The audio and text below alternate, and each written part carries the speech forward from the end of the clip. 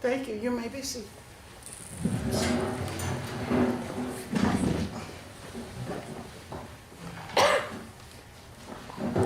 Kate, will you do the roll call, please? Certainly. Joseph Britton is absent. Rachel Chalesky. Here. Kate Canetta, here. Gladys Cooper. Here. Lauren Daly. Here. Joe De Silva. Here. Catherine Hudson. Here. Rich Janelli. Here. Kathy Molinaro, She's out. absent. Al Russo. Here. Amy Spallino. Here. Thank you. Kate, would you go ahead and follow the strips for public participation and see if we have any comments that needs to be added to the agenda? The board welcomes public participation and asks that comments be limited to 3 minutes. The public may offer objective comments of school operations and programs that concern them.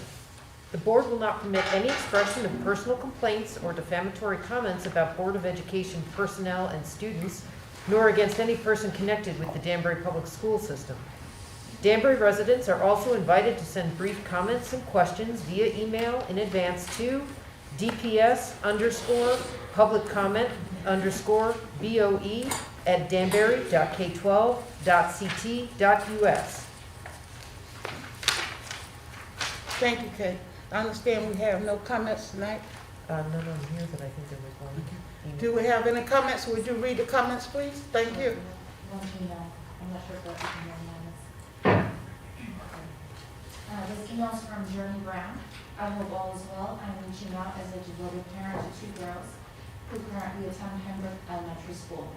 I grew up in New York and was used to science being a huge part of learning as it contributes to reading and mathematics. I'm reaching out because I feel having a science fair and more science events for kids in elementary school is important. Science fairs provide our students the opportunity to apply scientific practices to problems or questions that interest them. It would increase the skills of presentation and increase the interest of the subject. Students having the ability to showcase themselves is highly important. I find it highly unfortunate that it's not made important. What kind of message is being sent to kids by not allowing them to have this? Kids go to music, band, and orchestra and then prepare for a winter concert. What about the kids who love science and want to showcase that? I hope the science fair is brought back. Thank you for your time. Thank you.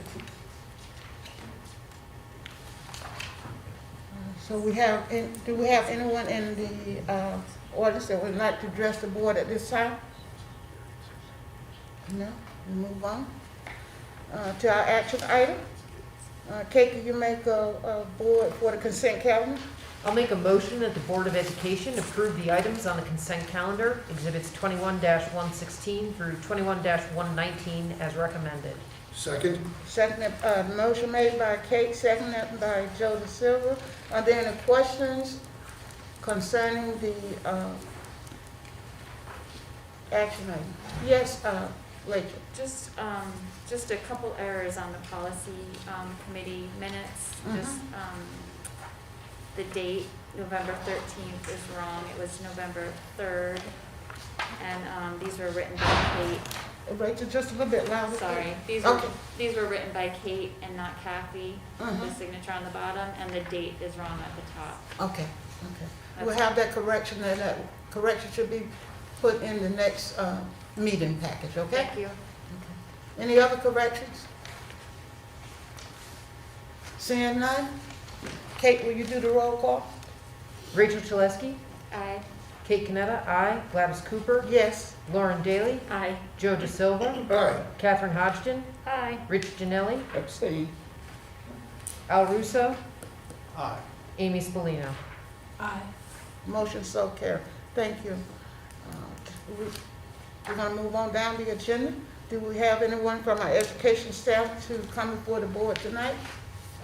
Seeing none, we have our beautiful young students all sitting at the table. We're so happy that you're here with us today.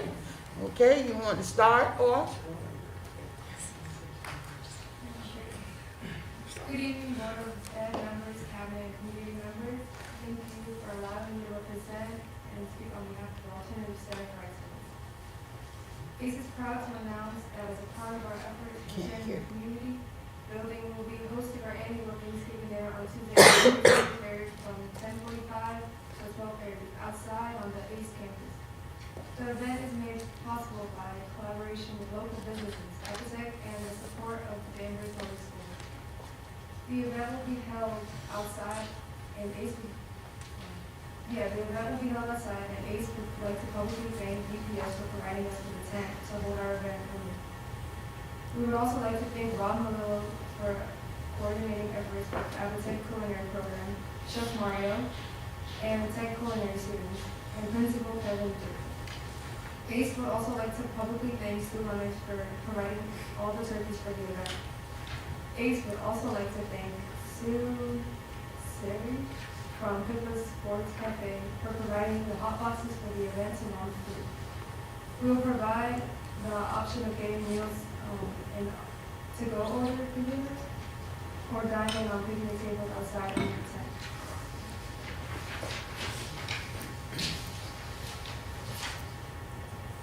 ACE students recently participated in a local election voting project. Students researched the platforms on both mail and created posters that lined the halls at ACE in an effort to encourage students to become informed voters and involve themselves in the community of Danbury. Statements of support from students were sent to each candidate. Congratulations to both candidates for a well-run race. In guidance classes this week, students participated in activities to design and recognize the sacrifice and contributions of our veterans. Activities range from researching branches of the military, viewing inspirational videos, and exploring organizations created to support our veterans. ACE would like to publicly recognize Brianna Delani for being voted the recipient of the October Ace of Hearts Award for her caring nature to students and staff alike. ACE would also like to publicly recognize Larissa Medeiros as the recipient of the October Ace of Spades Award winner for her strong academic drive and pursuit of her graduation. Lastly, we would like to recognize our October Students of the Month for their academic performance as well as their ability to constantly demonstrate the ACE behavioral expectations. Congrats to the October winners, Jalen Batista and Tyler Scherer. Thank you for allowing us to share what's going on with our ACE family down on 26 Locust Avenue. Stay safe, everyone, and remain ACE strong. Okay, so my name is Tina Gale, and this is Greg Parker. I'm the Vice President of the BFG and he's President. So Greg and I partook in Organizing Spirit Week, which was October 25th to, I believe, the 29th. The turnout was relatively well, and there was good participation this year. And we also had a senior sunrise that same week on Thursday. So basically what we do in senior sunrise, we get there at around like 6:45. There were bagels, and we just wait for the sunrise to rise. And it was pretty fun. There was also good participation there. The career one just ended, and Greg and I, since we're seniors, we're 1/4 down our senior year. And Flex Enrichments for career leadership just started, and some of the Flex Enrichments include like learning to paint, cupcake wars, dodgeball. I know I went to one the other day. It was like the werewolf game. It was just a really fun way to get more participation during Flex. The Junior ROTC had a blood drive, and the boys and girls soccer both won their first round of soccer in states. The parking lot and hallways have become less crowded. People seem to have figured out alternative routes, such as the bridge on D3. Hi all, thank you for having us. In the coming weeks, parent-teacher conferences, November 22nd and 23rd, Danbury High School will be dismissing early, and the 24th is closed for Thanksgiving break. Recently, the portrait of a graduate has been reviewed in peer leadership classes. Students have conducted their own research to understand the progress that's been made and just in general what the portrait of a graduate is. In the coming weeks, staff is going to be conducting their first round of Hatter's Heroes. A Hatter Hero is a student who's been nominated by a staff member for doing awesome things, not just in the class, but also being kind in the halls, having good attitude, just being an overall good role model. Staff can also be nominated for a Hatter's Heroes. As a matter of fact, the first staff member that's being nominated as a Hatter Hero is Mr. Billy Anderson, who's the head of custodial staff. We wanted to shout him out and let him know that we appreciate him and his staff for always making sure to provide us a safe environment to learn in. And lastly, seniors are involved in the FAFSA challenge organized by the state. It's just a friendly competition to encourage seniors to fill out that FAFSA as we are applying for college these months. Thank you. On behalf of the board, we certainly would like to thank you for taking time from your studies to come and inform us as to what's going on at your school. On behalf of the board, we certainly appreciate you. If you would like to stay, you can stay. If you would like to leave, we'll give you that opportunity to do now. Okay? Before I do, is any board members have any questions? Can I just ask real quick? Yes. Can you just repeat, the Thanksgiving event is happening Tuesday, November 23rd, is that right? At 8. Yeah, Tuesday, November 23rd, from 10:45 to 12:30. Thank you so much. Any other questions? Again, thank you. Thank you. Thank Be safe. Have a nice day. Thank you. Thank you.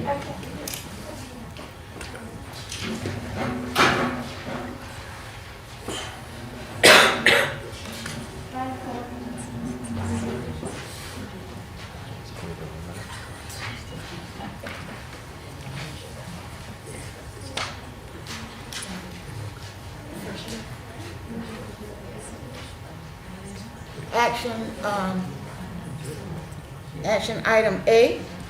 Rachel, you want to do action item A? Sure.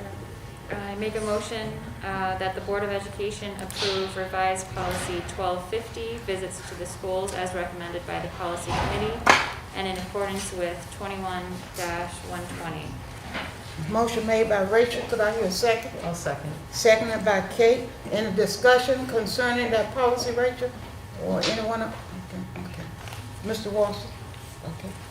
No, I don't have anything. Thank you. Okay. So, Kate, will do the roll call, please?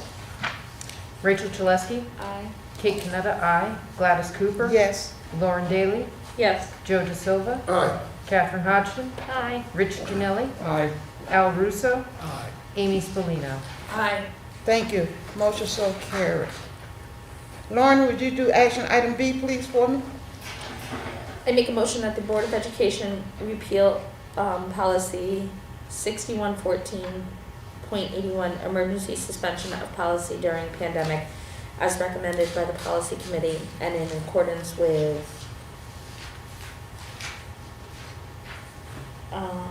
Exhibit. 21-121. Thank you, Al. I lost my spot. Thank you. Motion made by Lauren. Could I hear a second? Second. Second? Okay, okay. Lauren. Any question concerning that policy? Any discussion?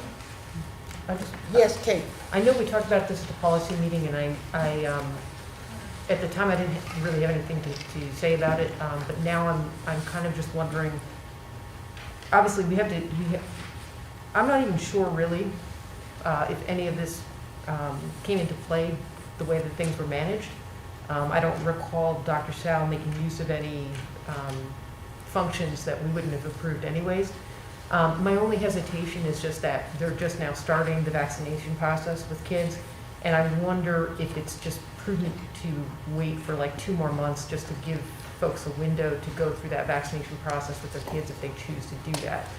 Maybe it's extra and we don't need to do that, but I wanted to just mention sort of that thought that crossed my mind. Rachel? So the policy really doesn't change much of, the operations as far as the board goes. I mean, the decision-making falls with the superintendent, with or without the policy, and of course, anything coming from the governor as far as executive orders trumps whatever we do as far as policy anyway. This is just kind of, I think, clearing some confusion. For me, this policy was a way to insert ourselves into the decision-making process. where again, it ultimately falls with the superintendent with or without the policy. So I don't know, Kevin, if you have anything you'd like to share or speak to. Right, so, and I believe I shared some of my thoughts on this during our policy meetings. I feel very comfortable with the repeal itself. You know, this policy provides some authorities, number one, to waive policies in general. I don't think we're in a place right now when my office needs to be granted those powers. There are one or two things in the policy that the board might appreciate looking back on it. The fact that we can waive some of our rights to go through vendors and go through the vendor process and the bidding process. Just given the delays on products coming into the district, it could help us expedite some things. It's a very different time now from last year. I'm comfortable with the repeal. Does that answer the question? Yes, thank you. And that was one of my questions. Okay. Okay. No other questions? Okay. Rachel, will you, Kate, will you do the roll call? Rachel Chalesky? Aye. Kate Canetta? Aye. Gladys Cooper? Yes? Lauren Daly? Aye. Joe DeSilva? Aye. Catherine Hodgson? Aye. Rich Gianelli? Aye. Al Russo? Aye. Amy Spallina? Aye. Thank you. The motion is so carried. Now we're gonna have a presentation on testing. Yes, so I'm been looking forward to this evening. I feel like getting the year started academically and having conversations academically about where we are as a district. And so while Ms. Wanza gets ready for the presentation, first I'd just like to share with the board and the community that the presentation itself is directly connected to the superintendent's goals around Goal 1. Goal 1 being student learning and achievement, college and career readiness for all students. We've identified a number of action items to help us realize that goal. But this evening really is about sharing where we are as a district with standardized testing during last year. Kara is going to explain to you that the data that we typically rely on from the state, quite frankly, is unreliable, that data from the state this year. Nonetheless, we still have data to report. As we all know, our families, our kids, there are only a couple of districts in the state of Connecticut that had their kids working remotely as much as we did. And so for the first half of the year, last year our kids worked remotely. The second half of the year they were in hybrid. And in terms of where they were administered the exam, they had the option of taking exams at home. And so there's a sense of unreliability there in that space. And then some of our students came in to take the test. Carol will explain, because we've struggled with this quite frankly. I think our parents learned quickly that coming in to take the test, SBAC exam was not a one-dayer. You know, you had to come in for a series of days, and I think there was some exhaustion with coming in. And so we lost some participation because of that. Again, speaks to the unreliable data that you're going to see. Kara's also going to share some state kind of side-by-side comparisons. We're not very different from the state, but we're nowhere close where we should be and typically are. But again, we're still struggling with even if that data is even reliable enough to speak to. But I think what is going to be clear across the state of Connecticut is everyone suffered academically last year with the loss of learning time. And Kara, I will get out the way so you can make your presentation. Okay, good evening, Thank you. everyone. It's nice to see everyone in person again. So Kevin spoke to the goals that you all also are discussing tonight or received a copy of previously. Goal 1 and Goal 1A and 1B are the academic goals that we develop testing reports and reporting out during this school year for the board to stay apprised of what's going on academically. So as a part of always the context of our reporting, we think about the demographics of our students and how that's changing over time and emerging and evolving. This year, overall, our free and reduced lunch status is 53%, reminding you that we are direct certification, and that families don't individually fill out forms anymore in most schools, so that's if they receive certain benefits throughout the state, that they are directly certified as free and reduced lunch in most of our schools. So that number is slightly decreased from last year, but not necessarily reflective of the poverty rate of our student body. Our ELL percentage is up from the previous year and over time. If you look at since 18, 19, and 19, 20, just last year we were at 28%. We're now at 32%. And I'll talk a little bit more when we move to student count about what that means at individual levels. Particularly drawing attention to the K-5 ELL percentage, we have 44% of our students at the K-5 level are considered current L students. That does not include students who are previously identified in L as L and then tested out on the lost links. And then 32% of our students at the 6-12 level. Again, there's also the SPED population, and students with disabilities is up to 14%. I did break it out as student count, just so you know what those numbers look like when you break it out. So if you want to reference back, I know I love to look at this stuff, but you want to. Particularly to note in the bottom right-hand corner is our total count for the district as of October 1. As you know, the October 1 collection, the state collection, is integral in the types of grants that we receive. And so that is what we go by for our number. You should know that we have ongoing enrollment. Our registration center is still very active. We're receiving students daily. As of today, our number is 11,960. So that is the change within just over a month. And we have about 100 students who are pending in process of completing their paperwork. So we certainly will reach the 12,000 threshold very shortly. And that doesn't take into account necessarily the influx that we often see in the January months, the January month and winter months. One thing to note, I think is an interesting fact that we need to kind of keep.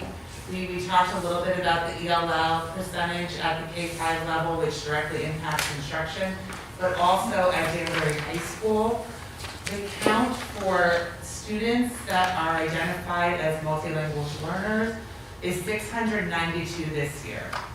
Just in 2018-19, which was really our last tested year before this past year, we only had 434.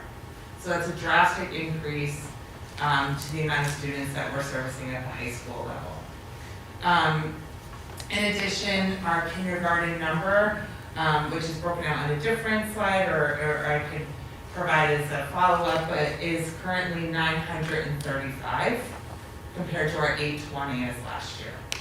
So certainly some folks have held their kindergartner from during the pandemic year. They've enrolled as a kindergartner, and some have enrolled as first graders. So that number kind of has increased in both and interspersed across both grade levels. To know also, this is the count, but if you look at it from a percentage perspective, our students who identify as Hispanic or Latino is up to 60% of our student body, and that's a 7 percentage point increase from last year alone. Okay, just to make it a little more readable for you all, this is kind of our pre-K broken out. We don't identify students as English language learners until they hit kindergarten. That's why that's not on this slide. And certainly we have our special education preschool classrooms, which are the reason why those numbers are up. When we're looking at the K-5, this is our count and what we're looking at across all schools, just so you can, there's some level of comparability. To know particular schools of Morris Street Park, South Street, and EAS, all of their ELL populations are above 50% of their total students. 6-12, this is kind of a breakout, a little more typical than what we see, but again, an increase in percentage of our ELL, slight decrease of our free usage. So, what we move into first, and Kevin spoke to this, and Mr. Lawson spoke to this earlier, around what we expected or didn't expect on the Smarter Balance assessment. As you know, we test students in grades 3 through 8 using the SBAC, which is what Connecticut uses as its benchmark testing for students. It was not administered during the 1920 school year due to the pandemic and school closure or remote learning. And it was administered remotely and in person during the 2021 school year. Both years have been waived as a part of the USDE's waiver that Connecticut sought to make it not tied to the accountability index. So it is not tied to our district performance index, our school performance index, and those pieces, but they still are reporting out the results. So one thing to just be super cautious about, and the state really reiterates quite a bit, is that these test results should be taken in the context of which they were taken. So some students took it remotely, some in person. As far as our district, 68% were in person and 32% were remote. The Connecticut overall was at 88% in person and 12% remote, so our numbers were slightly higher, but that mimics what our remote student population looked like. Let's see. So we'll just jump right into it. Our students overall, as a what the state refers to as the instructional learning model for the year. So that means the way that students attended. Were they mostly in person? Were they considered hybrid, or were they considered mostly remote? Danbury Public School District was considered mostly remote because of the amount of membership days that students were remote. So even though we know we switched to hybrid in most places mid-year, when you look at the number of days and the percentage that students spent remotely, that's why it's reported out that way. So one of the things that we saw at the elementary level, this particular data is not cohorted, so this means how did third grade do in 2017, 18, 18, 19, and then 20 and 21. Obviously, it's not reported out for 1920, so it skips a year. So in general, you can see that we were pretty stable for a couple of years of where we were with our outcomes, but in general, around a 20 percentage point decrease at the elementary level for the achievement. Now, this isn't cohorted kids, so this is just how our third grade typically performs in the achievement. Let's see, so another piece to consider is that this state overall did not see a significant change in results from students who took it remotely and or in person in ELA, except for the third grade, and we saw the same trend. Students who actually took it remotely scored higher, and so one of the things that they're considering is the mode of the test, and or was it really around student achievement. They're doing more research around that. So when we moved to 6-8, there was not as a significant drop at the elementary level, but 6th grade, with the lower grade level, we saw a more significant drop, but in the 8th grade, only a 5.4% drop, and again, those scores, particularly in 8th grade, hover around the same place over time. Now this is a rough cohort, so this is like how particular, not a direct student match, but how students on that grade level performed as a rough cohort. So that means that if you take that current 6th grade who took it in the spring, that's the current 6th grade when they took it in 18-19, and they were 4th graders at that point because they didn't take it as 5th graders, and then how they performed as 3rd graders. So you could do more of a comparability of what the learning loss was, possibly around achievement for that grade level as it relates to grade level standards. For this, let's see, so just remembering between the green and the blue, that's a 2-year gap, right? So like they took it, or by the time they took it again, they hadn't seen the test. It was like their 2nd year of taking it. Okay.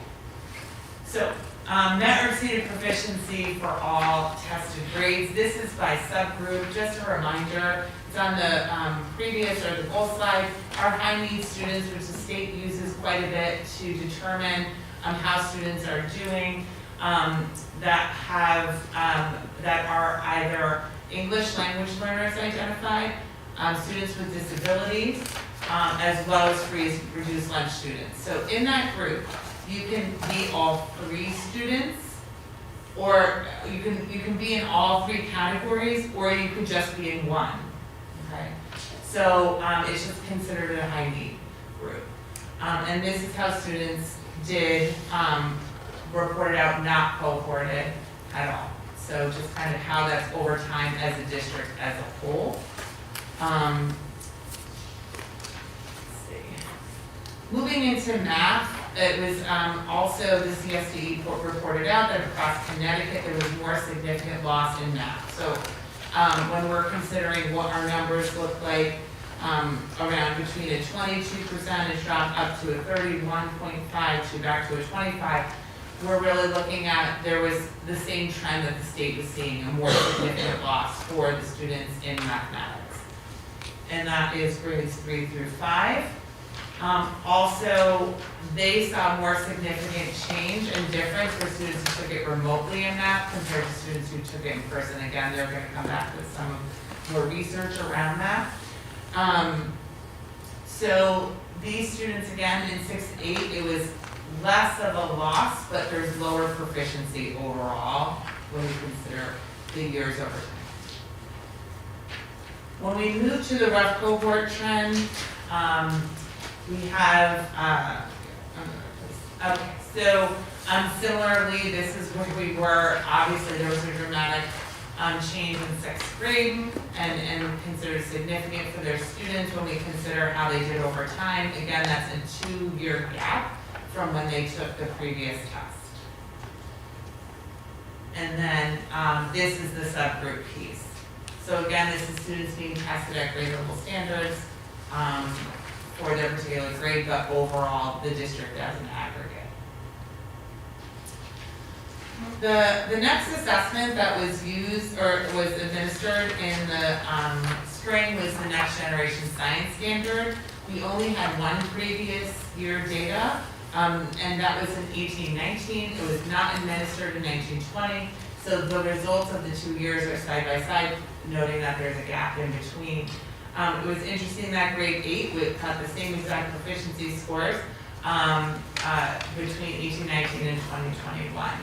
The Next Generation Science Standards assessment is only administered in 5th, 8th, and 11th grade. We saw a similar trend as the state in that test participation was much lower with our remote students compared to our in-person. And what Mr. Walston talked about previously around the challenges of students who were in remote attendance and having to come in school and take it and those pieces, you know, or to be remotely proctored, but it was much lower participation rates for those students.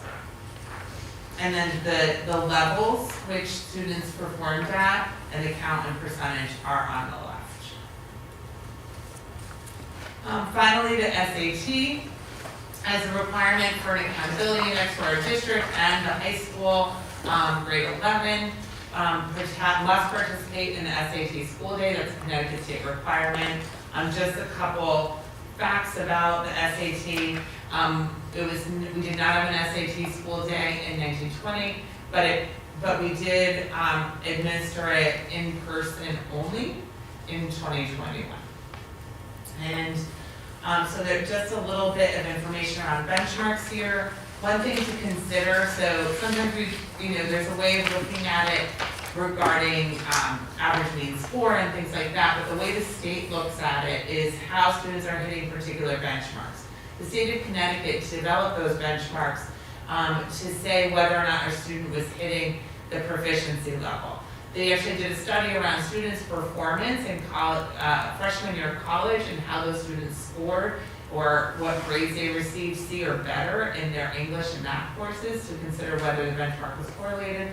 In this point, we use the benchmark to consider similarly to report out as we do the SBAC, right? So in this case, we saw a 10% drop point for our whole group and just a 3% in our math. And then you can see the difference in particular subgroups. And finally, this is a place where we do have the direct side-by-side comparison. I thought it was interesting to note.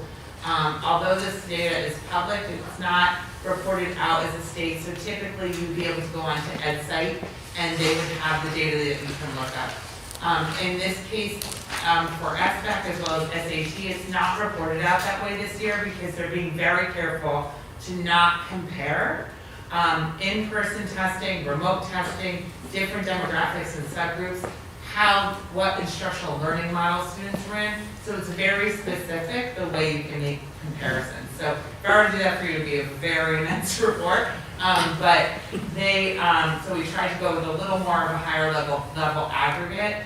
But this is probably one of our best comparisons to say, since we were considered fully or mostly remote during the 2021 school year, how did our students do compared to the state? So we don't have reporting features for the other two models, but we had for levels 3 and 4, which considered is at benchmark for the SAT, we saw a similar trend of the state. So they were at 48.8%, we were at 40, their math was at 25.2, we were at 19.4. So considering the instructional model being similar, that students were mostly remote, that's probably one of the better comparisons that we can say what our students did side by side with the state overall.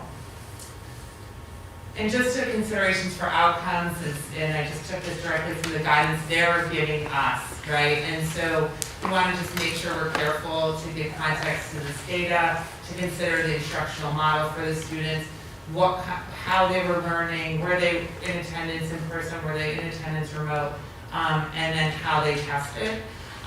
Certainly we're developing, protocols and systems within our school district to address more formatively what students need as far as instruction, as well as using IABs and other forms of assessment like the DIBELS, and in other, a lot of different places to see how we can support students considering their experience during the pandemic. And so some of those things are on the last slide, and Dr. Casimiro can certainly speak to them as a lot of them stem from the work with the curriculum administrators and the principals. Thanks, Kara. I just want to, the data this year in particular was quite intense to go through and make some comparisons. Kara's been certainly a gift to us over the last couple of years, but in terms of analyzing this recent round of data, just thank you very much. So the current ongoing work, and some of this we spoke about in the last board meeting or two, in terms of our ability through ESSER to be able to purchase and acquire some programs and some resources that we haven't had in the past. And so these are outlined here. When it comes to our K-5 literacy, even prior to the pandemic, we had identified a need to really increase the structured phonics in our elementary schools, and so as a result, we did research and selected the reader program that is slowly being implemented and underway in terms of the development and the rollout of that. We've been working hard on the intervention and the alignment. As you remember, we made a shift with adding student support specialists into every school so that there was a connection to tiered intervention to ensure that we bolstered those areas. And at the same time, we redesigned the coaching plan. So we had coaches that were dedicated to coaching and student support specialists to work with students. Prior to that, they were doing kind of both and having, it really spread quite thin with that. And so we redesigned that, and we think that will yield some results over time, of course. The coaches are very critical to improving Tier 1 instruction that prevents some of the things that turn up in intervention, holes and gaps. And so we have to balance both, and that has really been the plan of the attack. Everything else up there in terms of the math and the literacy are really programmatic shifts that we've made with the idea that our population is changing. And so how do we select more universally designed materials to reach our populations of students so that we are making sure that we're purchasing resources and acquiring resources that have a high level of differentiation already embedded at the start, to help with the teachers and making those selections and guiding students. And so we are also still, you may have remembered a few years ago, we started departmentalizing in some areas. That is still continuing, even in this environment. So we tend to use some of the departmentalization to do a little bit of field testing and piloting of some new things, and that has been successful. And it works well in some schools based on the consistency and the makeup of the schools, how many grade levels they have, and sort of the makeup of the grade level in general. We've been tracking and monitoring how those who are doing departmentalization is going. We'd like to get a little more time and data around that before we decide if that's something that we want to grow out across the district. At the high schools, you know, there's a pretty big academy action plan in place for the next 4 years, and so we really believe, as you know, that that's something that's going to help increase engagement, help with our graduation rates. It's going to help produce graduates that are going to be career ready when they exit. So that's that in itself is a grand plan for which, you know, we're hoping that, you know, achievement follows some of these initiatives. Humanities, we continue with professional development and we're focusing on project-based learning over the last couple of years. Grade level text and close reading, so really raising the level of rigor, but at the same time helping staying with students to help them unpack complex text. I mentioned a little bit about the interventions. These are not necessarily new, with the exception of the Do the Math and the SIPs programs that are up there, and that's really just about deepening our understanding of interventions, not just purchasing a program, but knowing when to apply an intervention for the right time, for the right moment, as students need them. So really getting better at diagnosing what the issue is and then prescribing the right academic kind of course of treatment, if you will, when it comes to students. We have had struggled with mathematics in the district for a while.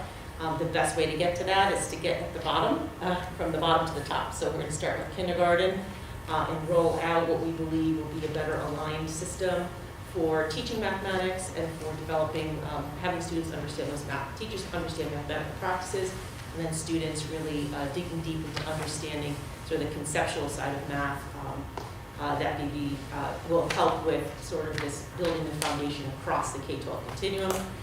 Someone mentioned science tonight in one of the comments.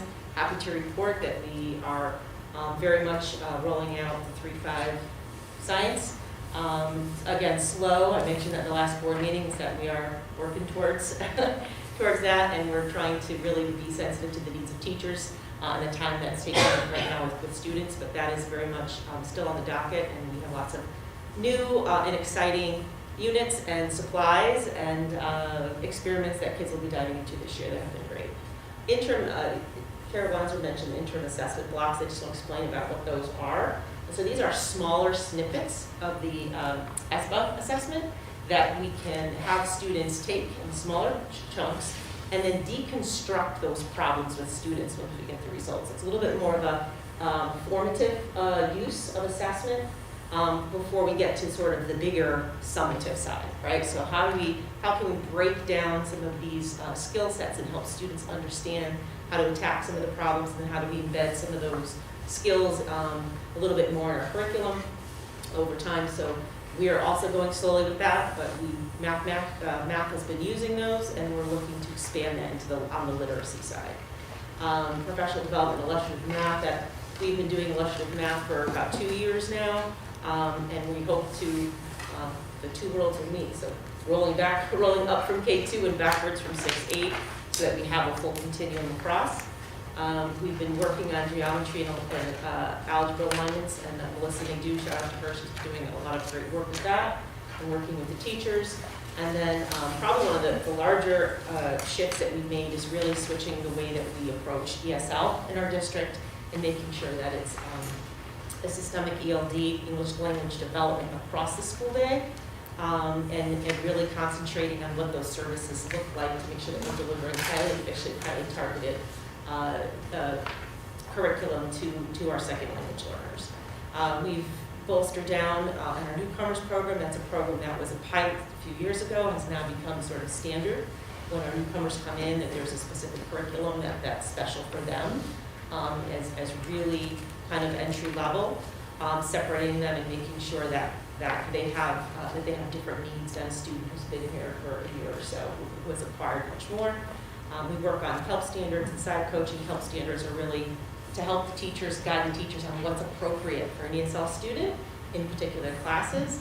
SIAP coaching are the strategies that we use with our ESL students that are great for all kids, but critical for ESL students. And then, of course, continuing working on the alignment and doing a lot of monitoring, and we'll be rolling up the EL Achieve, which is our ELD program, to 6 through 8. So we just started putting together an action plan for that. Again, going slowly with a lot here, but still moving forward. And obviously, the data tonight is, when you look at it, take you back a bit, especially when you're in my role. We've been working hard to make very incremental improvements over the course, and so over time, our data looked better. Right now, we take it very seriously. There's a lot of work to do, but we take the data in context and we continue with the plans that we've had in place, and we work to kind of strengthen and deepen those with our staff. Last slide. Any questions? Are there any questions? Kate? I just want to ask, I was looking at the rough cohort trend data for the ELA, versus the math, and the drop-off for the math seems much more substantial. I'm just wondering if you guys have any thoughts about why that is. Yeah, we looked at that as well, and it was definitely an ouch moment when you see it. We've had some conversations about that. Math is really day-to-day building, right? And so when there are gaps in that, things tend to fall. Maybe a little bit harder than literacy, which tends to spiral a little bit more to draw on, as opposed to sometimes the math. But it's hard to say in this in particular, with this data. It's hard to, the context of when students take the test, and overall it is difficult to surmise. But something, we haven't had, our math data has not been terrific. And so when you don't have a solid foundation to begin with, you tend to become a little bit more volatile and vulnerable in those areas. Okay, thank you. Yes, Mr. Janelle. And to Kara, whichever Kara wants to answer this. On your first schedule, the district percentages and the enrollments, the last column, in the future, is it possible to just put comparisons for the totals of prior years, maybe the last 2 years? And then anybody wants to drill down to the differences and go into it? Sure. And then my second question is, in the absence of 2020, a year from now when you're looking at the data, what's a good perspective to relate it to? I mean, the 21 year is sort of a conglomerate of a whole bunch of questions. So you take it, as you said, with a lot of innuendos that created issues. But if you have let's say a normal year, as we're hoping this year would be, how do you measure then the success or failure against what years? So I would say there's a couple different ways, and one of the pieces is the IB piece that Kara focused on earlier, the smaller block assessments that are used in the classroom to really drill down and say students' progress towards the standards. So using that to supplement the data is very important. The second piece is that typically the state reports out on the students' growth. So, and it's very specific. If I scored a level 1 between a certain range of my scale score, I'm expected to grow a certain amount of points. They couldn't do that because we didn't take it last year. But now there's going to be some level of comparability moving forward. That's a lot of times around our schools of recognition that we've gotten schools of distinction, highly recognized by the state by our growth of the student achievement. I say that we're really going to have to look deeply at what the student's journey has been, particularly related to their scale score, and then how they grew within the past year. So it's very specific. They give us great targets around that, so it helps us to really see, yes, there was this blip in data, but this is how the student was growing before. Have they picked up on that growth again? The state also, this past year, they did not report out growth scores due to the fact we didn't take it in 1920, but they did their own projections on what students looked like at the end of 18-19 and then how they scored in 2021. And when you look at the state as an aggregate, the lower achievement levels did not grow as much. And that's actually very atypical. So we actually typically see those students growing the most. And so we kind of really mimic that with the state's results. So considering that those students with lower proficiency levels didn't grow as much, we need to take that into context and then see now that we're back in person, are students starting to hit their growth targets again? They may be at lower achievement levels, but are they moving a full year's worth of growth? My final question would be, then during the course of the current year, are you able to then advise the board of any data or progress, let's say be positive, Sure. the progress we're making on these individual assessments and however you group them? Would it be done periodically, whether it be quarterly, or do you have to wait one not calendar year, but one school year to combine all those, to accumulate all that data and then put it Sure. into an assessment? So we certainly have, the only comparability to the large summative testing that's standardized is to wait a year, right? But we are doing other universal screeners, and that's required by the state and for our alliance funding and other pieces, and for just good informed instruction, that we could, if I sit with Dr. Casimiro, Mr. Walson, around like what would be appropriate to report out to the board, because we are doing, certainly the teachers are working hard in assessing students to see where they are to meet their needs. And then for planning purposes from a departmental level.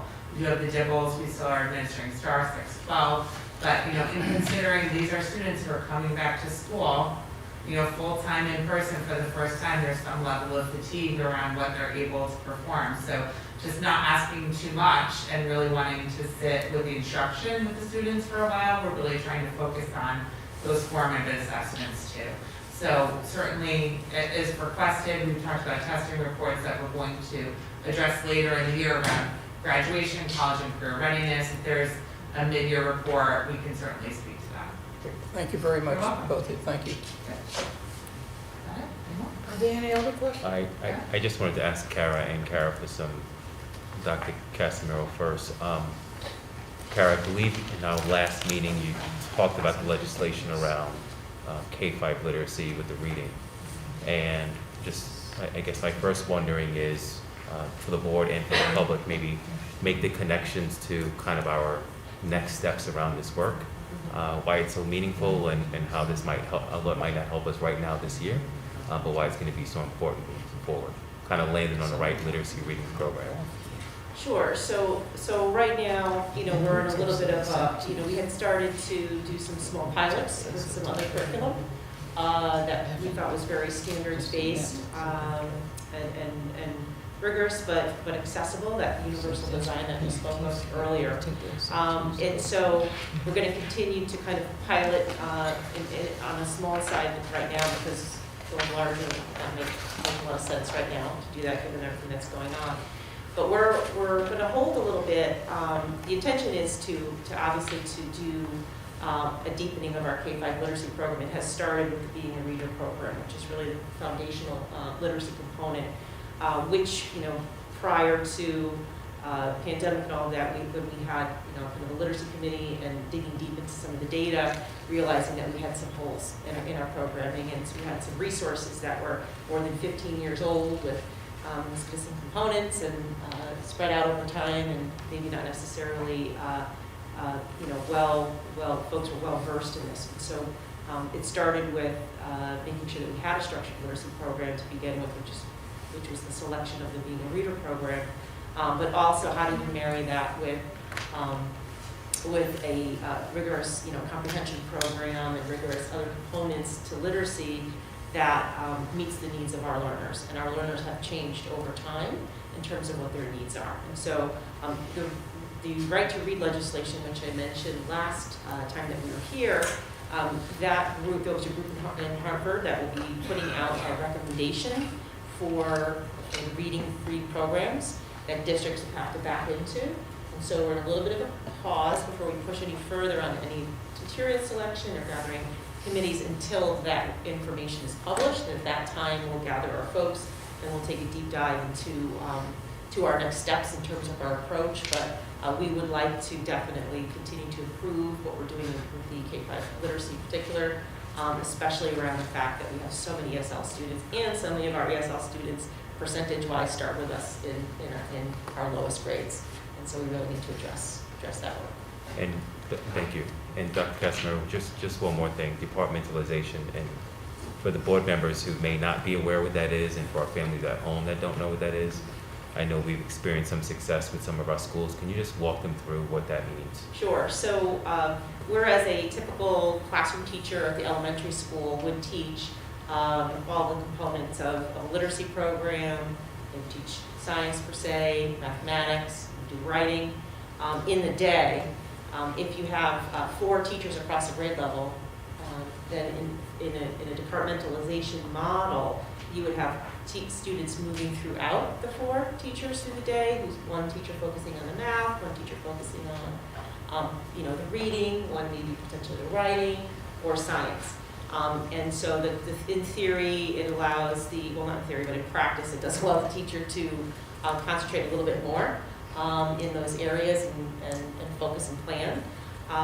It also, there's some pros and cons to it. One, we'd like to make sure that teachers are kind of connecting material in an interdisciplinary way, making those connections throughout the day. It's a little bit harder, trickier to do when the kids are separate.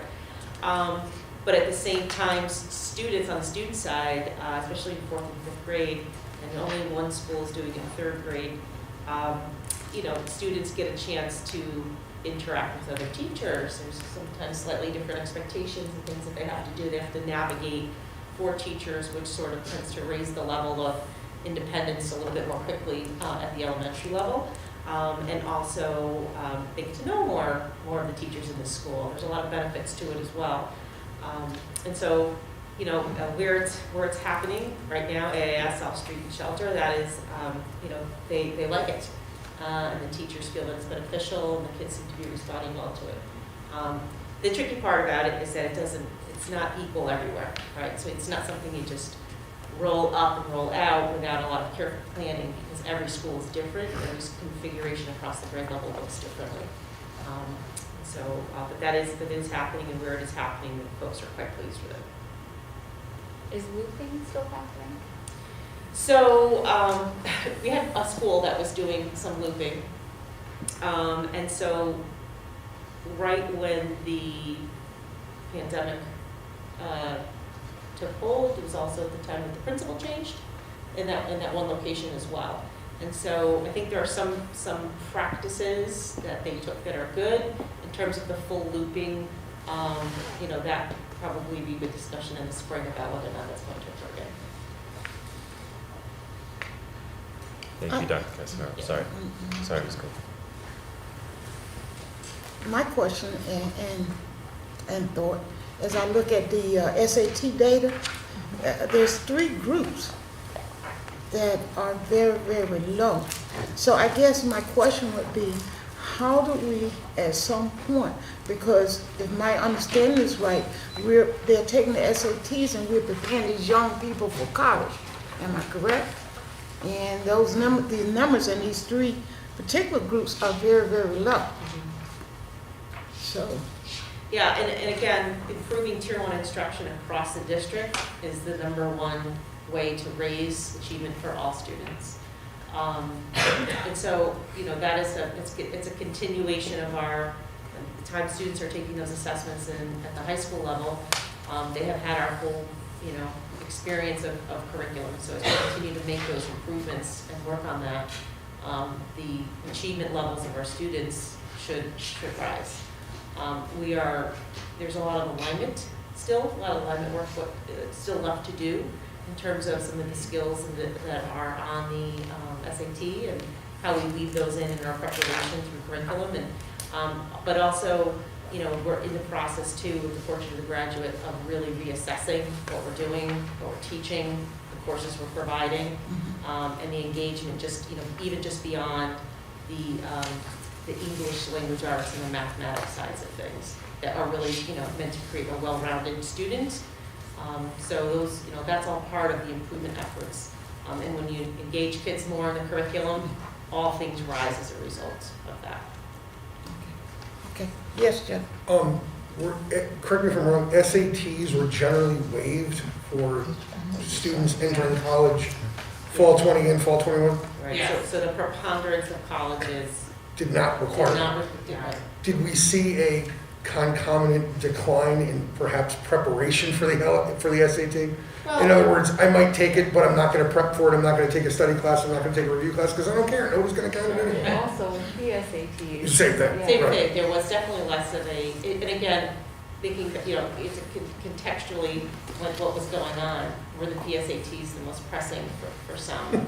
And I'm sure there was a collective sigh across the 16-year-old scope and 17-year-olds of the landscape of knowing that the SATs. My graduating niece last spring was not upset that they weren't Yeah. required. Nevertheless, it is an important indicator for college and career readiness, and it is something that we do take very seriously, and we'll continue to stay focused on. Are there any other questions? Okay. Thank you, Carol. Thank you, Carol.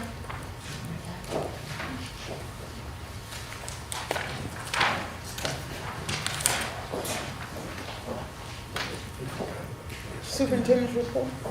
Thank you, Ms. Cooper. So 1A, B, and C of the superintendent's report are really three quick updates for the board and also for the community. So I'll start with Westside Academy Lottery. The lottery opened for Westside November 1st and closes on November 15th. To date, we've had a little over 1,000 families participate in the lottery, so very excited about the participation thus far, and hope we'll continue to have a rush through the weekend before it closes. This is our first year opening up in the fall. If our families are not aware and our board is not aware, we were having challenges with scheduling, having the lottery open in February. And so we would continue to get feedback from our families throughout the spring, oftentimes throughout the summer, trying to nail down what academy families wanted to choose, whether it was global studies or STEM. It made more sense for us to open up the lottery in the fall so we can solidify scheduling, and the principals can go into the summer, and students and families can go into the summer knowing what academy they were in. So we're really excited and happy about that move. And again, we have over 1,000 families who have participated already. Mr. Walton, may I Yes. ask how that compares to previous year's applications? Yes, and so we've had 12 to 1,300 the last time I had spoke to Ms. Stanton. And so we see these numbers being around the same by November 15th. Thank you. Thank you. So citywide PTO, we have our next citywide PTO on December 6th. And at the last meeting, I had shared with citywide PTO that I had met with representatives from food services, Sodexo. We had a very good meeting, and it was kind of a welcome to the new superintendency. Some folks from regional office came to speak to me. It was a great meeting. One of the things I asked for from this Sodexo was to meet with our families and make sure our families have an opportunity to inform the development of a menu at our schools. And so I'm expecting Barry and a representative from Sodexo at our next meeting on December 6th. At that time, they're going to walk families who are there that evening, the process in which we can have representatives from K-5 and elementary, so they can inform the development of the school menu. The same will happen at the middle school. My understanding is there is one at the high school, but I want to make sure that's revisited as well. And then we will figure out how to promote this to make sure we get participation from students and families and staff as well. I heard concerns about the quality of our food in my short time as a superintendent. And I just want to make sure that our kids and our families and quite frankly our staff have a say in the menu. And I think that I'm hoping that might help in the quality and just kind of, you know, just the overall happiness with the meals that are served every day.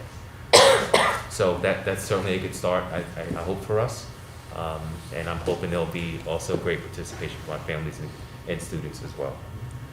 And C, on the superintendent's report, legislative agenda, just wanted to make the board aware. I am planning to meet with Ryan Bingham next week our lobbyist on behalf of the city and the school district. Brian will be working with us to put together a legislative agenda to address some of our initiatives.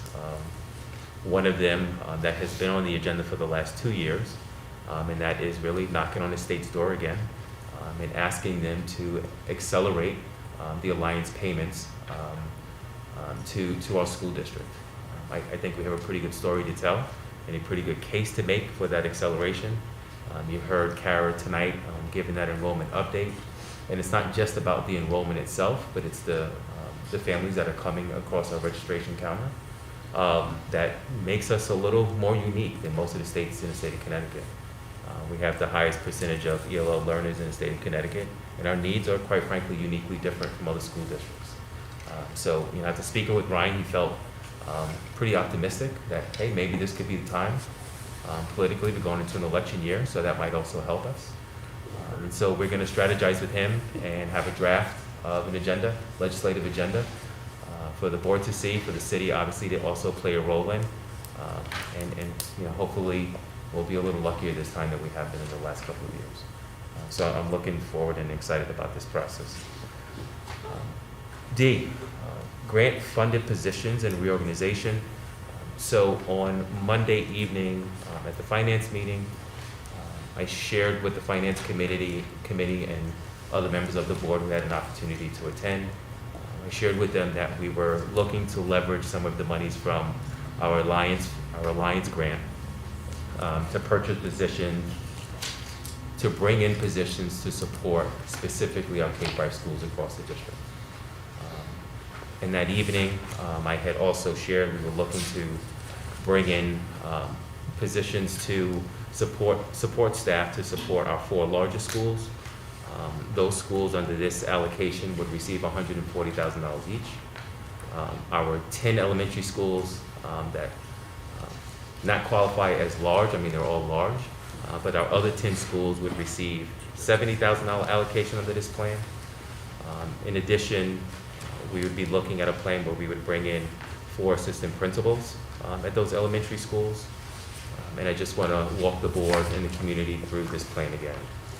And so we receive, every year, we receive, and I don't want to take this for granted, I'm appreciative of the fact that we receive an increase from Alliance every year. But it was approximately $2.5 million this year.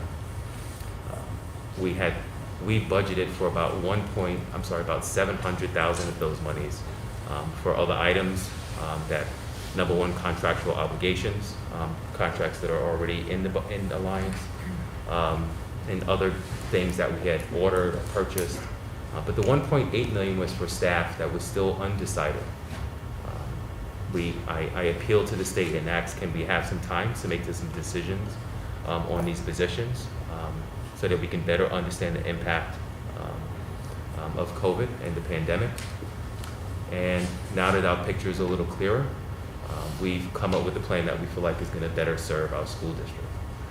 And so those support staff positions, the way we are planning this, the schools with $70,000 allocation, $70,000 allocation, $140,000 allocation, we will come up with options for those schools. We will certainly be working with them. It's not as if they can work independently of the school district. They will have three different positions that they'll be able to use to help support learning at their respective schools.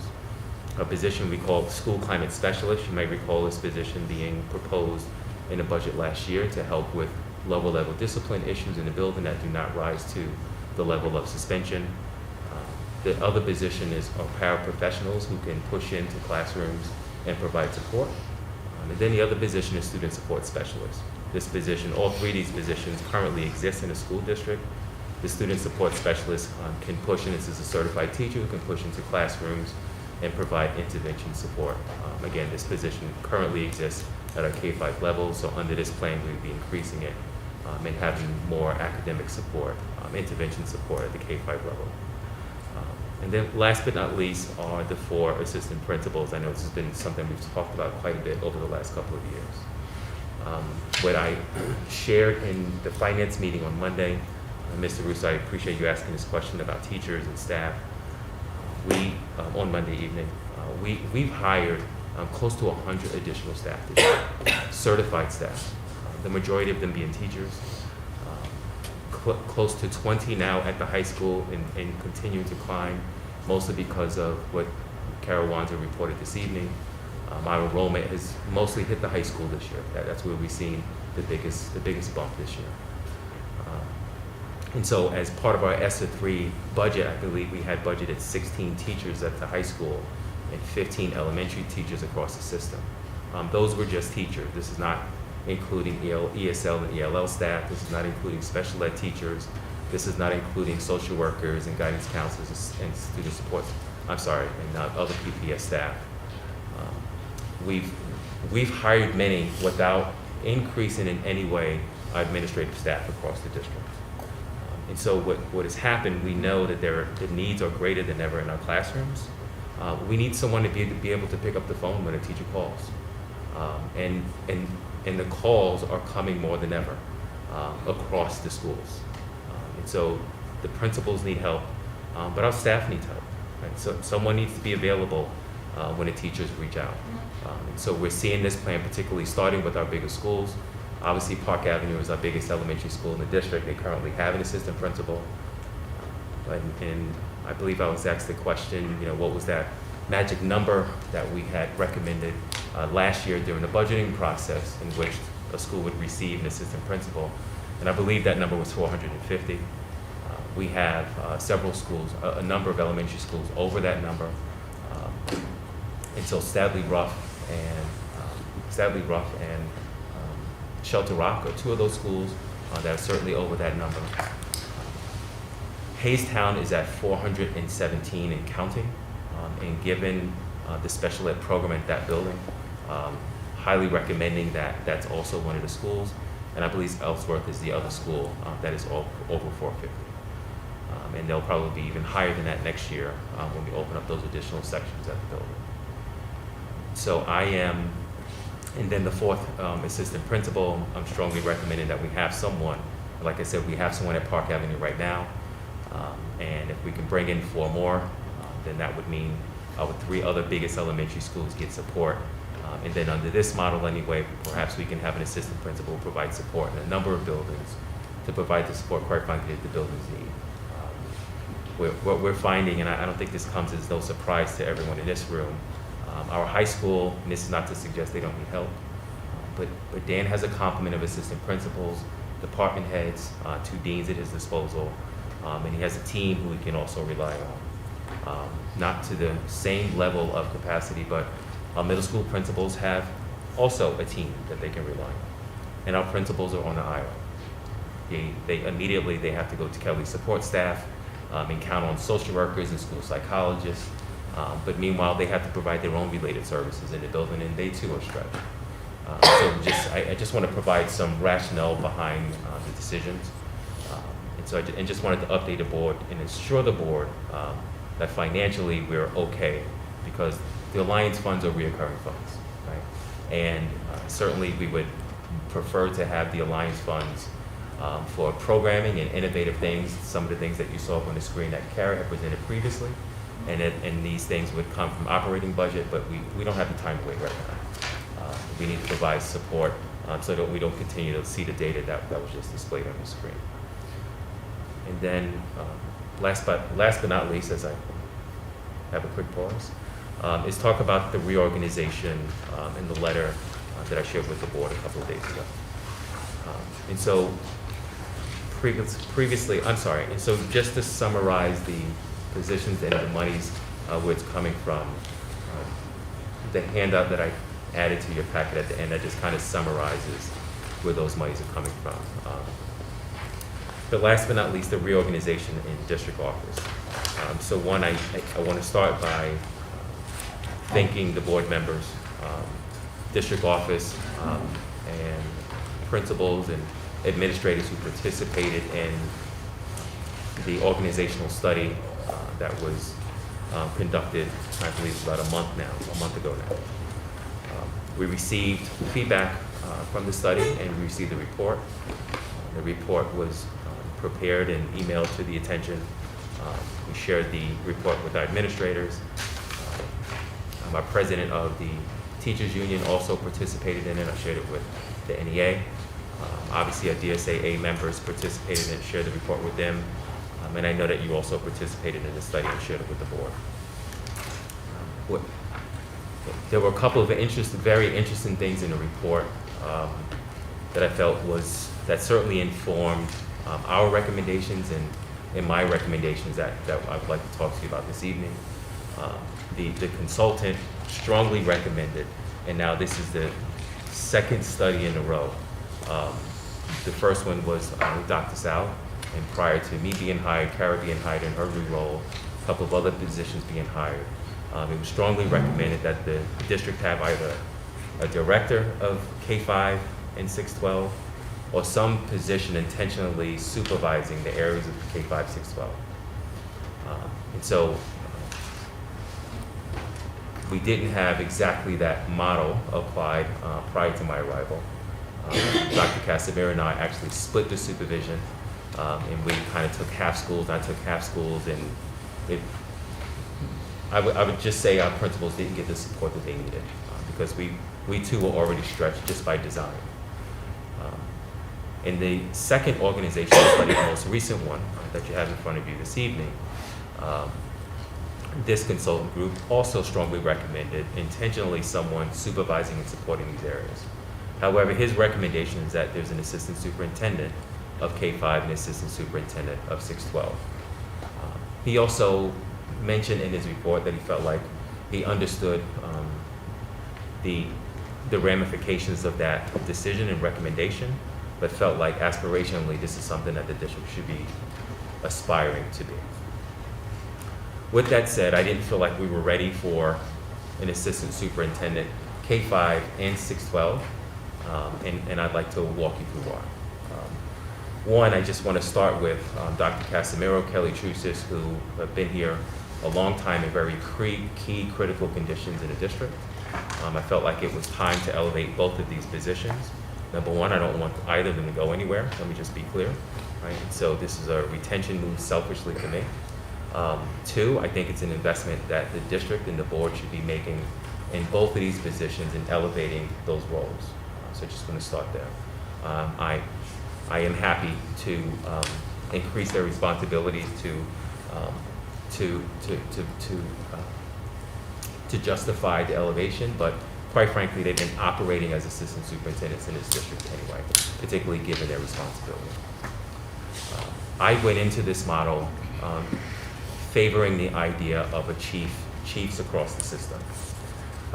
After the report, I had to step back and begin to reassess my thought process. Given that the last two reports now are strongly recommending supports intentionally for K-5 and 612, instead of assistant superintendents at that level, I've decided along with the cabinet and getting feedback from the report, is to have a chief of schools K-5, and so on that diagram in the circle, you'll see a K-5 to the left, 612 to the right. And then underneath, on the bottom left-hand corner, you'll see a position called Chief Strategy and Operations Officer. I'll talk you through that one in a second. And then to the right of that document, you'll see a position, Chief Finance Officer. Our Chief Finance Officer and Executive Director of the Budget are sitting at the table with us this evening. Very happy about their arrival. Just want to publicly say that again. And then at the top of the diagram is our Chief Talent Officer and Legal Counsel to the board. And so this is the cabinet, and we have 3 vacant positions that I am looking forward to balancing out this team. Also just want to talk to the board and the community, quite frankly, about the finances for these positions, because I know whenever we talk about positions, there's always monies associated with that, and I totally understand that and appreciate that. But I just want to walk the board through, and this is also in the PowerPoint presentation on the last slide. And so there are 3 things I just want to walk the board through, and that's one, we had a position called, and I believe I called it curriculum administrator, but it's actually district administrator K-5. That position was paid out of Title I when I first arrived here, 1819. That position was still available in the district between the 1920 school year and then That position was taken out because Anna Rocca was moved to one of our elementary schools.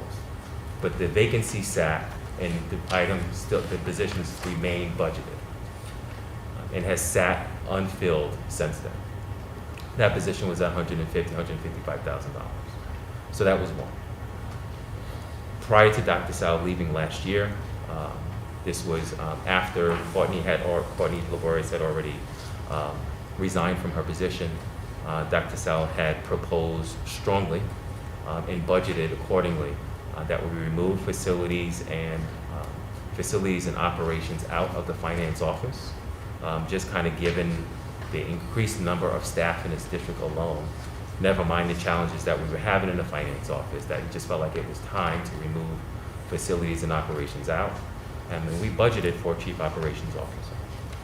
I'm sharing this with you because between the office and the salary in my office that I just vacated, the vacated position in Title I that has remained unfilled for the last year and a half, and then the operations position we just budgeted, it's a 3-for-3 swap in budget neutral. So the three positions that were previously budgeted are about $500,000, and the three positions that we're looking to implement are about $500,000. So I just wanted to walk the board through that whole process and just kind of, like, you may not have had this level of detail before, but I just wanted to walk you through, and just so you can understand where the monies are coming from. There was a request made at our finance meeting on Monday, and just trying to get a better understanding of the grants in general. I have two solid members of the team in the finance department, and so I know we've already shared our general budget monthly. We will make sure that the grants are also shared monthly, so that everyone can be walking step by step with us as we're going through this planning process, so that the board and the community has a better understanding of where our monies are coming from and how we'll be planning moving forward. And quite frankly, I think it's also really good going into the budget season, just kind of having a really good understanding where we are to the district. So just wanted to share that update. I would imagine there's probably some feedback or some questions, and so I'm happy to answer them if I can. Well, what were the three positions that you said that made up the 500? The district admin for the K-5 and your vacant from the Yes. assistant super, and what was the third? Chief Operations Officer that Sal budgeted for, Dr. Sal budgeted for last year. Thanks. Yes. So fair to say we're just changing the title for a couple of previously existing positions and Yes, rearranging where they are on the chart. that's right. That's correct. In terms of, just one comment earlier, in terms of the assistant principals, as Kim can probably tell you, that will make our existing administrators very happy. The biggest thing they talked to us about when we were doing the contract was they need help, they need support, especially the elementary principals. And that was, I mean, and they knew that we couldn't solve that with the contract, and Right. they weren't asking us to do it. But this is definitely something they need. And they for sure said that was one of the biggest problems, was just needing help. I'm sure they'll appreciate your comment tonight. Thank you. So, just to be clear, the finance department, which had operations underneath it, and we knew that was, you know, a ginormous just undertaking for one person, and so that's why we extended an offer to bring on Mr. Miranda. And so now this is kind of a third position to that department. I mean, now it's split in two, but I mean, if you're looking at finance and operations, we've now added a third. Right, so, not exactly. So we, unfortunately, in this finance office transition, or fortunately for us, we had two positions in the finance department that left us. And that was Courtney and Donna. So Donna accepted the head job in one of the smaller districts in Connecticut. She was making close to $100,000, and Courtney was making around $180,000. And so when we brought Ed Ed Miranda and John Spang, that swap was pretty much cost neutral, without going into those details. That swap was pretty much cost neutral. But these two gentlemen specifically really to bring in to shore up our finance department, payroll, grants, and the grants are significant, particularly with the ESSER 1, well, CARES and ESSER 2 and 3. And really just making sure we're positioned well moving forward. So just a little different. And by the way, folks in my cabinet have asked the same question the same way, so we had to clarify. We've had to clarify a I'm couple glad I'm times. not alone. Thank you for No, that. thank you.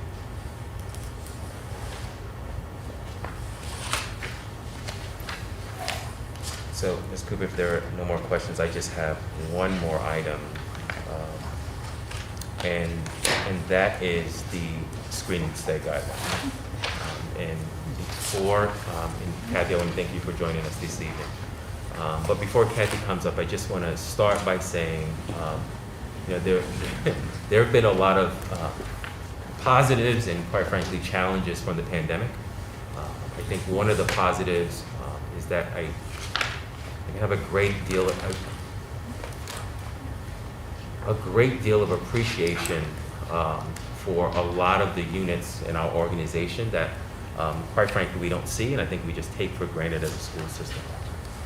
And so during the pandemic, at the height of the pandemic, we had food services coming in every day when people were scared to come out of their house and work in public.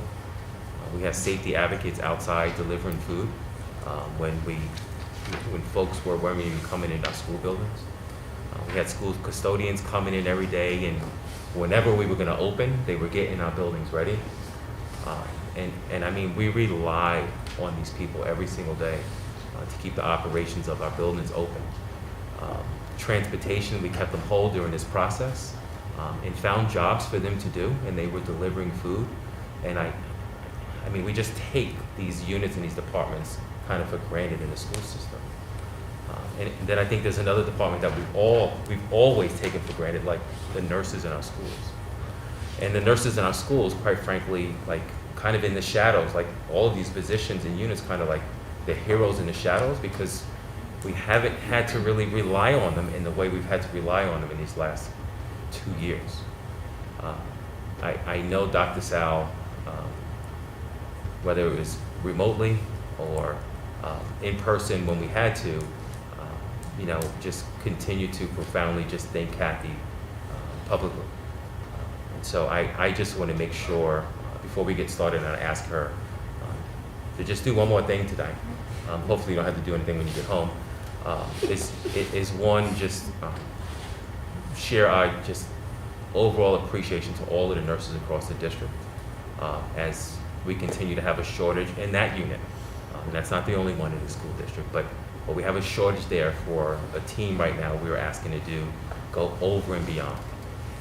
And then the representative of that group is here this evening to talk about an update for screening stay options for families to kind of keep our kids in school.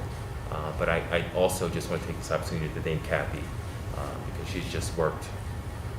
I can't even tell you how many days and hours. I get emails, I get text messages. Here's another quarantine. This is the update. I just found out new information from the state.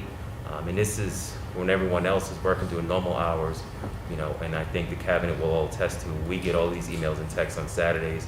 There's a football game on Sunday. Oh, here comes an email from Kathy. I'm watching 60 Minutes. Well, here comes an email from Kathy. And this is kind of what her life has been like since COVID. So I just want to thank you. And then just let you know we do have a microphone up there so you can walk us through screening today. Thank you, Kathy. Yes, Ed. Mr. Walsh, it would be out of line for us to stand and give the nurses a round of applause. Absolutely. Thank you, Mr.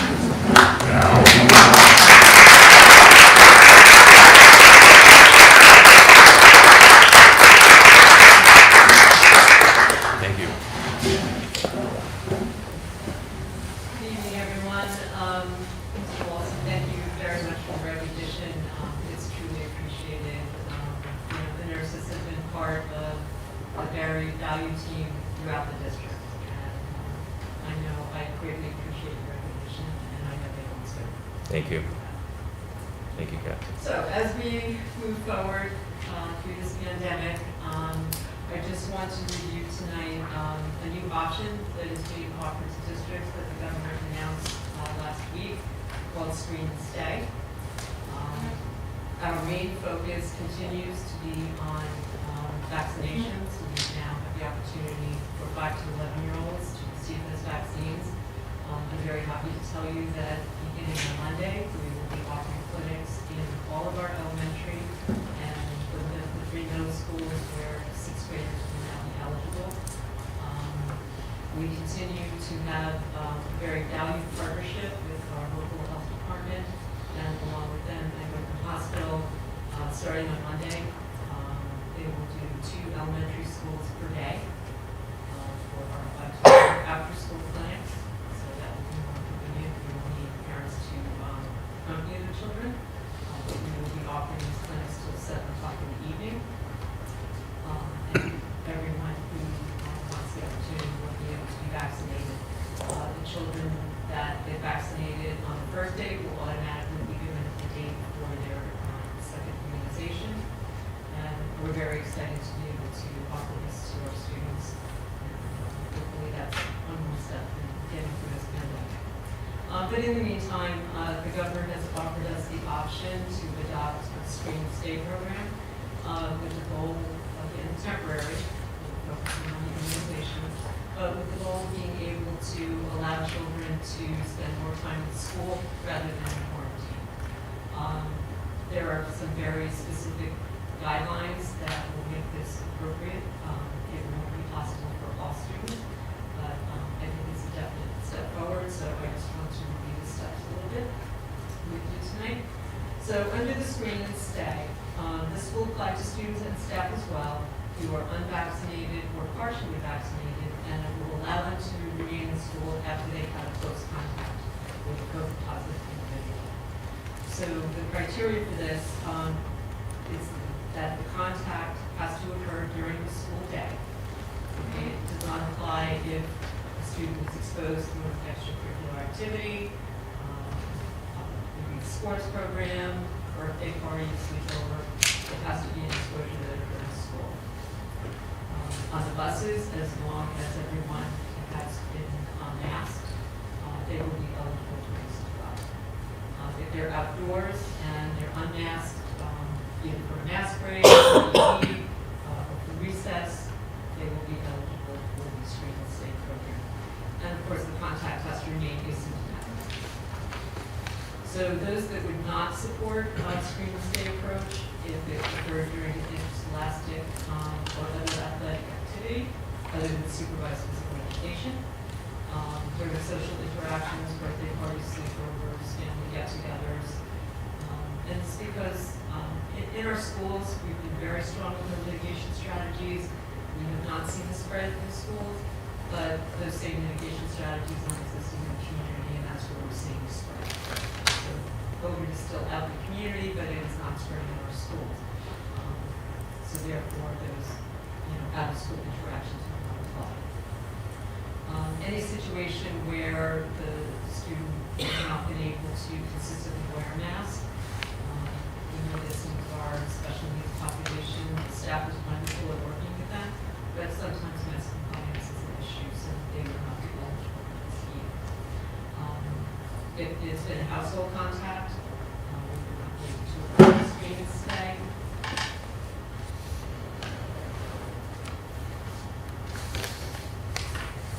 In order for students to be eligible for this, for the staff as well, they have to read and understand all of these guidelines.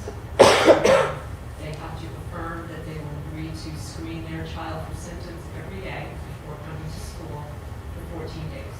And even though our quarantine period has been 10 days, we know that the incubation period is up to 14 days, so they will need to affirm with a one-time signature that they will promise to do this. And they need to remain at home if they start to become symptomatic, and then they would fall into our 10-day quarantine. And this applies to in-person learning only. It does not apply to athletics, extracurricular activities.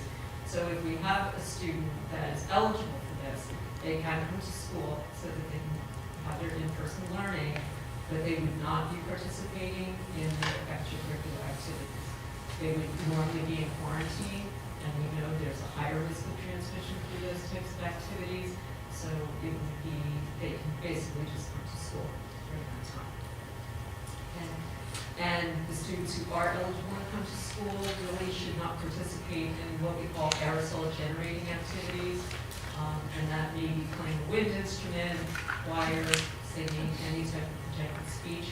We would need to provide some alternative to them for that. So why have we chosen to start this now?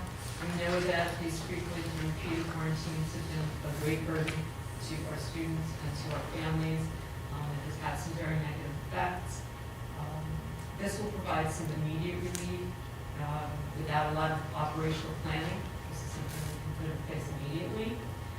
It is a temporary solution while we do move forward with getting our 5 to 11-year-olds vaccinated. The community rates, they're a little steady right now, but they're certainly not anywhere where we were a year ago. So this is a good opportunity to move forward. We know that our mitigation strategies are very strong, and that's been evidenced by no transmission in our school. And we know that the benefits of in-person learning, outweigh any risk of the risk of transmission to our strategy that we have in place. So we developed a form with that affirmation statement that parents will sign, and this is something we can put in place right away.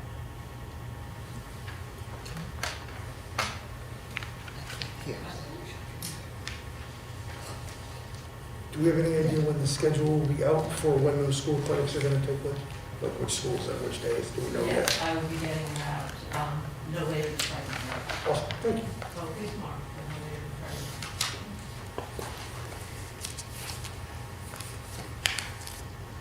night. Kathy, I guess my wondering is, because this may impact the family sooner rather than later. And so, one, I'm assuming that this is something we can put up on the website for our families to reference. And so, is this something now, because I'm sure a parent's gonna say, hey, what about screen and stay? I want my kid to be in school. And I'm assuming we'll have to go through a process to make them aware of if they're eligible for screen and stay and not eligible for screen and stay. So that would occur if there was an exposure. So if you have an identified case, we do the contact tracing, and we can identify who is the close contact, and if they met this criteria. Typically, if that happens during the school day, the parents have to come and pick the children up. But we would be able to provide them with all of that information at that time. Okay, thank you, Kathy. Thank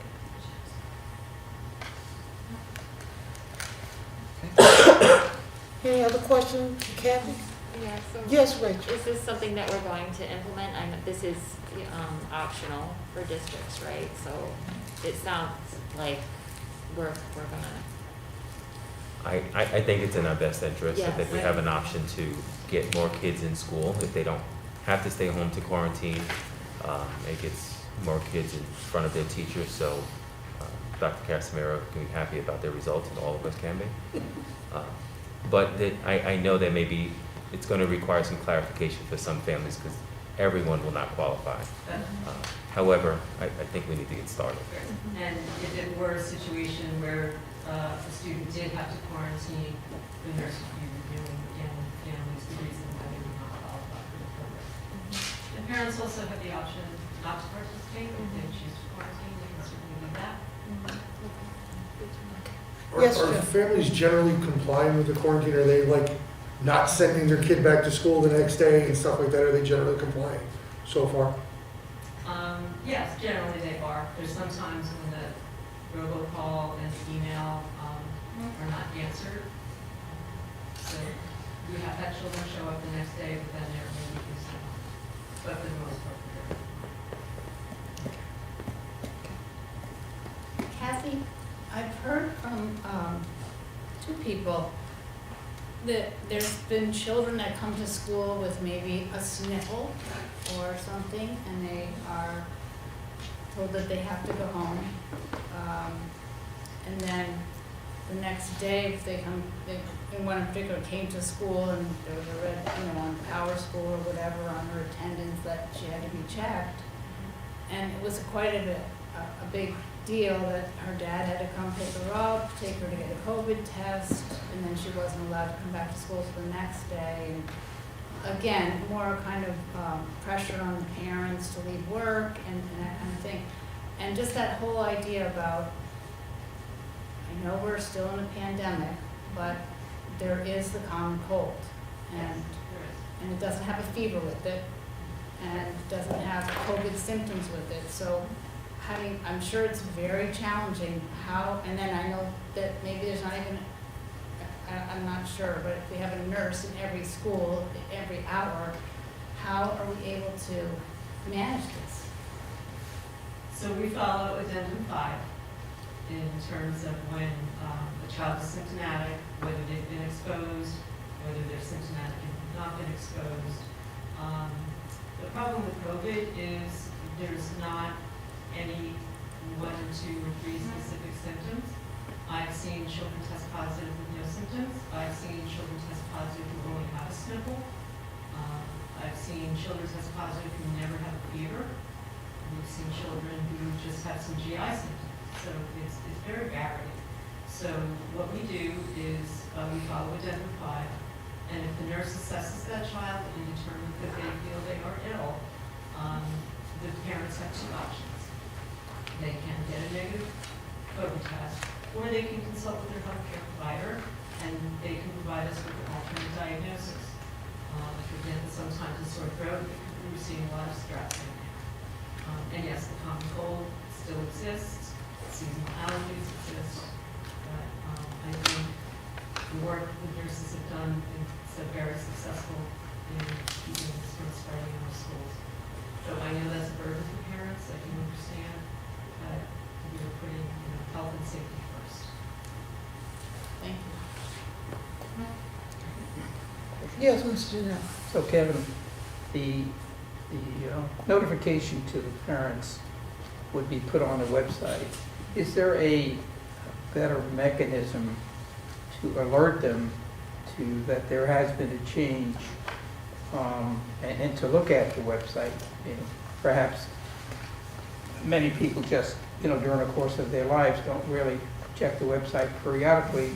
Is it possible that maybe at the next citywide, if you haven't done it here, make the announcement and filter it out through the citywide and have the individual PTOs get back to the schools and work it that way?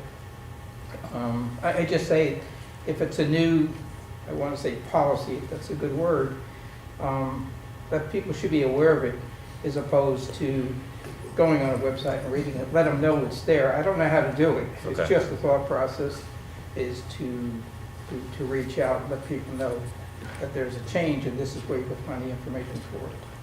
I appreciate the thought. I will make sure I speak to Dr. Ann Mead and figure out a way on how to get this out on social media pages, one. And then also see if we can push out a robocall to our families to make them aware of the update, because we don't want families to find out the first time that they might potentially have to quarantine. So Right. we can make our families aware, bring their attention to the website. So I appreciate that recommendation. Thank you. Any other questions, comments? Yes, Rachel. Not pertaining to the screen and stay, but going backward a little bit to the legislative agenda. I know we've asked for an acceleration, for several years. But is it worth, I'm just gonna throw this out there, just pushing for what we're fully owed, to fully fund the ECS formula once and for all. $2.5 million is nothing to sneeze at, but we're due $25 million, at the end of the day, and that's to fund the kids that we have now, not in 2028. So just a thought there when you go to Totally meet agree. with Ryan. Totally agree. And I'll make that request to Ryan. And then also,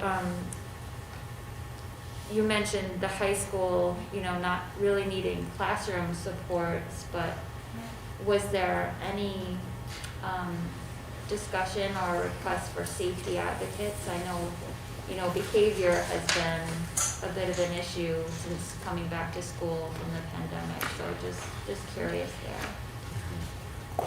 So not specifically right now, however, we still have a couple of vacant positions, so we certainly want to fill those out. We also hired a school climate specialist as per the ESSA 3 plan last year. And so that additional safety-like support has been provided at the school as well. But to begin with, we want to make sure that we fully make sure that the advocate staff is fully staffed. And you know, certainly during this time, now or whenever, I think we have to continue to revisit safety, just kind of given the vast number of students here. So, but Principal Donovan and I have not talked about that specifically this year, other than just making sure he's fully staffed, which is something we're working on. But to your point, just kind of given the number of students, yes. Okay. Again, Kathy, on behalf of the board, thank you.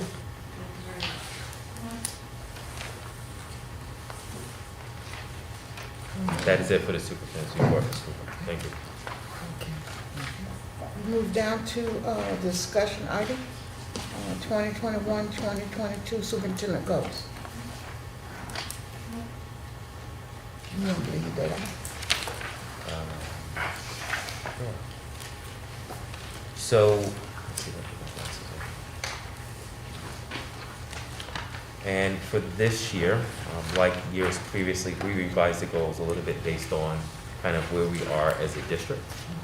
But just in terms of process, we did not make any significant changes to the goals that this board has seen the last few years. However, we have, and so the same buckets are still the same: student learning and achievement for college and career readiness for all students. The next one being family, school, and community partnerships, fiscal responsibility, planning for growth and talent acquisition, and organizational systems for learning's opportunity and equity. And so those are the five big areas for us as a district. And then you'll see there are goals parked underneath each one. And so we focused on the first one tonight when I'm talking about the presentation, increasing equity and access to rigorous curriculum. So Dr. Casimiro talked about the need to address programming across the system, K-12, whether that's literacy or high school curriculum programming at 9-12. Increase staff capacity to support the improvement of Tier 1. And so you heard about the need of professional development and a lot of that training that's already taken place with our POG work. And then moving on to the next one, family, school, and community partnerships. There's an effort being made to help to increase what communication looks like in the school district. So a big focus for us this year will be starting the process to launch a website before the school year is over, and then also launching Parent Square, which is a social media platform where our families can communicate with schools and staff throughout the district. And so those are some of our big items in Goal 2A. And then in 2B, develop family education opportunities to empower families. And this is really about making sure that our families are empowered, and Dr. Ann Mead working with families and kind of partnering with our PTLI organization as an example. And so we're working with Catherine Tucker, and it's kind of like the second half of that work, making sure that our families are kind of understand the Board of Ed processes, understand how to access the school principal, better understand how to access the website and Parent Square when we get this launch, understand the resources available at the school, and understand that the liaison is a bridge to the parents and to the school itself. And so these are some of the things that we're trying to work through with our families as part of our network of national network of partnership schools. And then under each one is kind of like evidence under each area. So again, that's not different from what we've done in years past. I know there's continuing to be an ask about a multi-year budget plan. So Mr. Stang will be working on, as part of the budget season this year, Obviously, we have a number of grants that play a role in that budget as well. I know for this board, there's concerns about the financial cliff. And so in year one of Mr. Spang's arrival, we'll be talking through all of those kind of strategies to make sure we're in a good place at the end of the 24-25 school year. I'm just picking off some of the highlights here. And then I know another strategy we had talked about, Dr. Sal was here, and then also my work with the Community Relations Committee, and there was a request to make sure that we're partnered with the city and having some type of committee form to start talking about our growth realities, talking about the needs for new schools possibly, the academy, making sure we can have a staff for the academy, like making sure we come up with some like concrete solutions to some of these joint problems that we share, including strategies to try to get like this legislative agenda right now, trying to escalate the payments to the city and to the school district from the Alliance grant. So those are just some of the examples. And so just making sure we're intentionally working toward those goals. Organizational systems for learning, opportunity, and equity. And this is, I'm looking at Carol Wanza, who's straight in front of me, and Dr. Casimiro and Kelly Trucius to my left, the district data team, which is, we're trying to unpack the data that you saw tonight. We've been looking at that now for the last month, and also talking about programming and decisions that we have to make to help improve student outcomes across the district, which of course also include professional development for staff. So those meetings are not only happening, but we're also trying to figure out who needs to be layered into the conversations so that we can better empower our schools and our departments to help improve outcomes for all kids and staff. And I'll just go to the 4B with the last highlight. This is really just coming up with a multi-year action plan for the school district for the launching of the new high school. And so Dr. Casimir and her team, they put together a multi-layered action plan. We were just looking at it briefly at Cabinet on this past Monday. It's been available prior to Cabinet on Monday, but it's just kind of a reminder of some of the benchmarks we need to hit to be able to open up that building. And that reminds me, by the way, I will be asking probably in January when a new board forms, or actually, John, it probably makes sense for us to talk about this at the next meeting. We're going to need a building committee. We need to bring the building committee back together again. To one, just make sure we have an update and a handle on the progress or lack thereof at the matrix, but also speak to some needs, quite frankly, for Danbury High School, this building. If we're going to open up this building open up our academies in 24-25. So it's really going to be necessary for us to pull that building committee back together again. Number one, just kind of get some updates on the work around the matrix. We had a lot of discussions with the architect and the state at the beginning of this school year, but we have not spoken really to anyone from the city or the state or the architects since then. So we just feel like it's time to get everyone back at the table and just making sure we're still okay for 24-25 because this building is busting at the seams. John, did you want to add something? You're okay.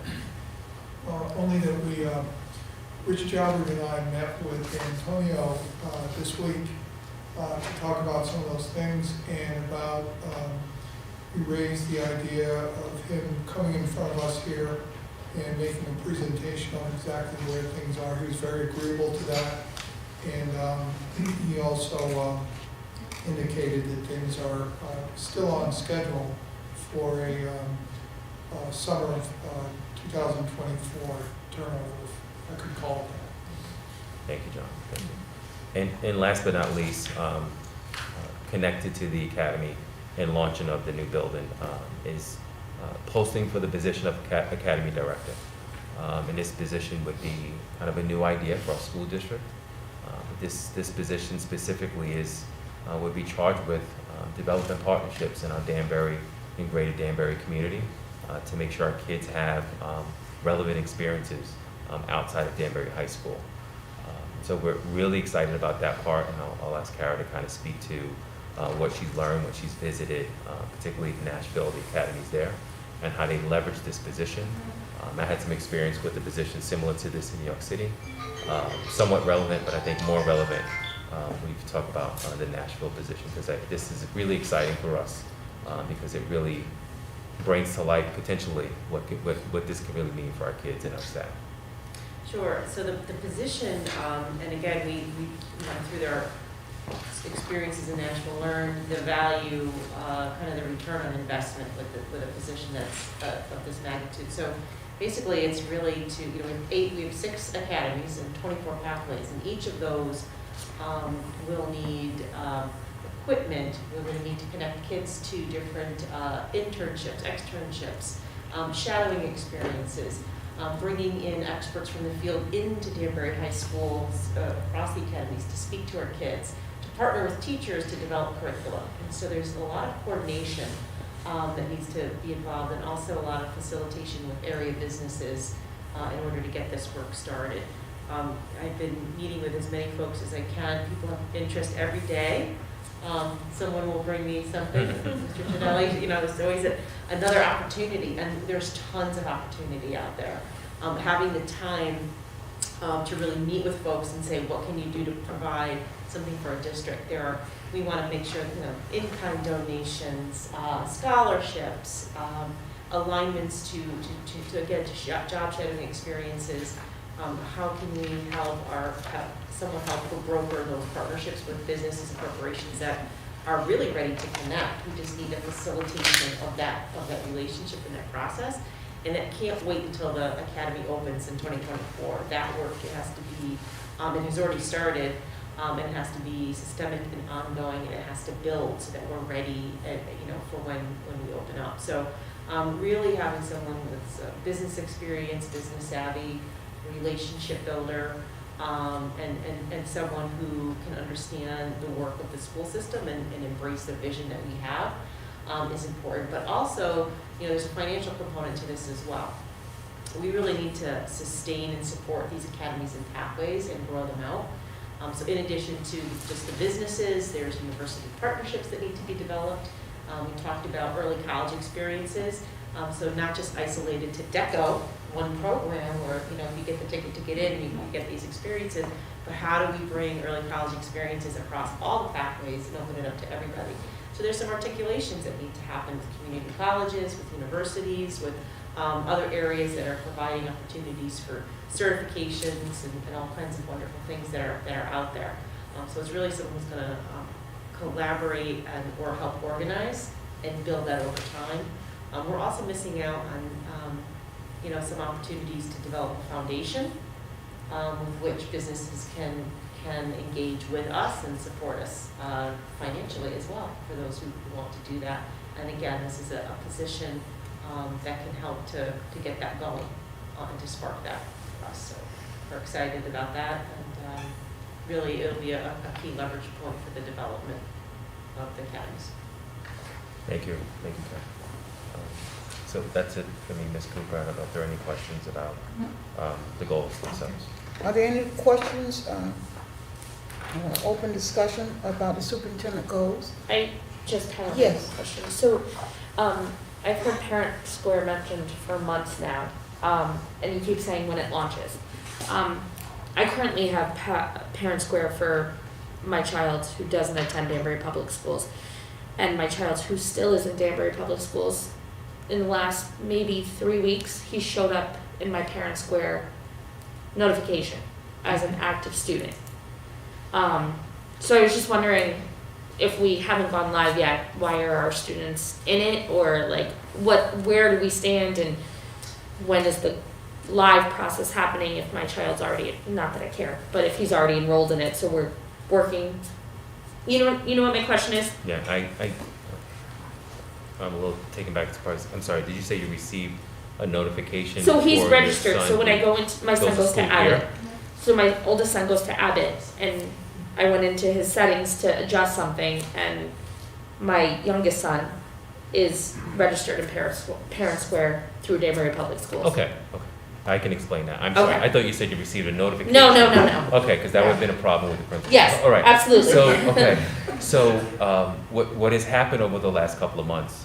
Because yes, we're working hard to get Parent Square launched in January. As a matter of fact. January. And so, as part of the background work on this, we need to, and Kara's very well aware of this, We have to upload all of our student management information into Parent Square in order to position the district for notifications to families, to notifications to our students. And so you're in a unique situation because you have another child Right. who's in it. So that's why you're able to see your son in there. Okay, But in the background, we're working with the data department, right, trying to get this ready. So that's why you're seeing that. okay. Yeah. I was getting nervous because I was No, like, no, wait, no, what? I haven't gotten anything for him. That's why I was pausing, looking like that. I was surprised just that he was, Yes, that's why you Okay. saw him. I guess that does make sense because, yes, it would make sense that you would see him. So we have I don't- probably just a couple of unique situations where our Right. families would see them. right. But otherwise. our I was families would just, have I was access. surprised because with Power School, you can't have two students in different schools connect on the same device, so we have to have one device for one and one device for the other. But then Parent Square, it was kind of nice that they could both be on my phone versus a tablet and a phone. You know, so that was actually nice Thank you to for see. mentioning that, because that was actually one of the selling points from the platform for our families who have kids in multiple schools. They Right. can kind of go to a menu and choose that, the couple of Right. kids. So thank you for mentioning that, I appreciate that clarification, which made me nervous. Thank you. Mr. Janelli? Dear Kevin. Rachel? I have a suggestion in that next year or shortly, in a few weeks, there'll be a turnover of the board. You'll have new members, of which part of their responsibility would be to evaluate you based on your goals. Would it be a worthwhile idea to have a presentation starting with the strategic plan of the district? Because I think a strategic plan allows people to know where you're going. It should not only encompass the current year, but again, as we did with the finances, a multi-year. Then aligning your goals with the strategic plan, how it fits in, aligning the portrait of a graduate with the strategic plan. So you've got a top strategic plan, and you can see what these different components that are being developed as, two that I just mentioned, in addition to the budget and the multi-year budget, how it all aligns with the growth and the strategic plan and where you're going with, with the district in the near future. So it puts everything into a comprehensive type of framework, and then I think it gives a better understanding as to the total picture. Just a suggestion. Thank you. We'll work on that. I feel like it's a conversation Cabinet and I we've had before, so thank you. Rachel? Just a question about the order in your first goal. We just heard it explained that tier 1 instruction, to strengthen that theoretically lessens the need for interventions. And it's kind of flipped here. I mean, it's all in the same top goal, but just I don't know why it wouldn't be reversed. So just a thought there. Other things, we used to see dates and specific assessments when you have the data report listed. I can't remember if that was in setting the goal or it came after. And then one thing that the board kind of struggles with always is having something measurable when we go and complete the assessment at the end of the year. I recall one year, I believe we requested, a 10% increase in student achievement across all grades or something like that. And I don't know where the 10% came from, but something like that just to consider. And also with your POG updates, perhaps dates or time frame for those updates would be helpful.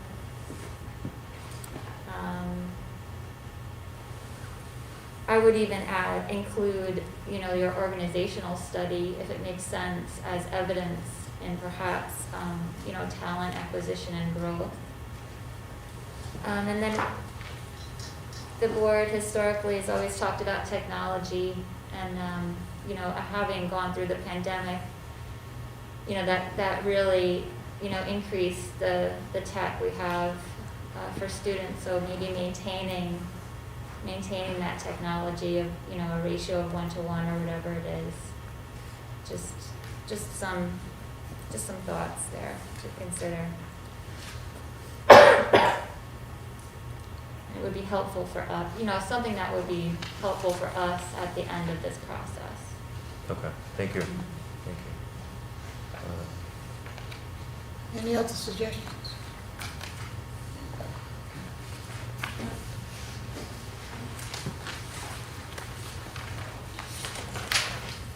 Are there any board communications or comments? Yes, Amy? I'd like to make a statement. Yes. Since I will be stepping down soon. Of course, I've written it down because I do best that way. So if you will just listen to me for the next few minutes. I know it's late and time for us to go, but I just want to say to everyone here that it's been a privilege to serve on the Danbury Board of Education for the last 4 years. I've had the pleasure of being part of a board that's worked well together through the unprecedented times of the pandemic. I've also enjoyed the benefit of working with an outstanding administration and extremely dedicated teachers, school, staff. As Mr. Walston recently stated, our team is second to none. Helping children to become all they were born to be was my main motivation for running for the seat. As our new superintendent stated in his reopening letter, we want to offer all opportunities for all learners in the Danbury public school system. This is what our Portrait of the Graduate work has been all about. The district has been faced with the challenging task of getting our children back to school in person. As we all know, as we hear tonight and many of our previous meetings, the pandemic has taken a mental toll on everyone, especially our children. Though excited to be back in school with their teachers and classmates, many students are struggling with social skills and regulating emotions and dealing with lots of frustrations, as you all know. The administration and the board are aware of these demanding times our children are facing. And with funding from the state and the needs of our students are being addressed with more counselors and coaches, as you have talked about tonight. If we want them to strive and excel academically, then we must address the social, emotional concerns first. As we all continue this process, I see another impending threat to our children's well-being. It will need continued dedication and watchfulness for our kids, and I'm referring to critical race theory. Over the summer, I saw books with these ideologies already circulating in our schools. I believe critical race theory is a destructive ideology and is not in our children's best interest. It will hinder their growth and affect their social and emotional development. Here's an example from a parent in another school district and its effect on her child. My 7-year-old first grader went from a normal, functioning, sweet child to one who will literally crumble at the slightest challenge and word. When this material was introduced, she became very upset and started coming home asking very pointed questions about who is she and if she is a bad person. She told me, "Mom, I'm white. My friend is brown. I need to apologize to him for being white because white people have done bad things to people with brown skin." This was a result of several books that were presented to the class from the Wits and Wisdom curriculum. The mother states, "This curriculum has destroyed her daughter's self-esteem and created a world in which she is fraught with anxiety. Her daughter is now in counseling to work through the constant awful thoughts and feelings she's plagued by, bordering on suicidal, due to the nature of the material taught in these books. The story of Dr. Martin Luther King and his I Have a Dream speech is beautiful and uplifting. This is the world that the Danbury public school system has lived in. We all love the diversity of Danbury. 45 languages spoken at Danbury High. Our students are colorblind. Can we strive to be better, to understand more, and be more sensitive to each person's background? Yes, certainly. But this CRT curriculum is far more harmful than helpful. It's depressing, it's dark, and it's divisive.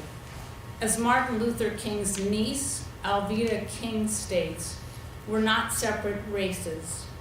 There's only one human race. So I know from working with this superb team in Danbury that their intentions, are always to do what's best for our children.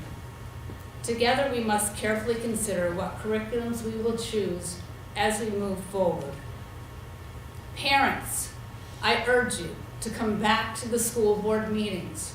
They are in person and they are open to the public. Get educated.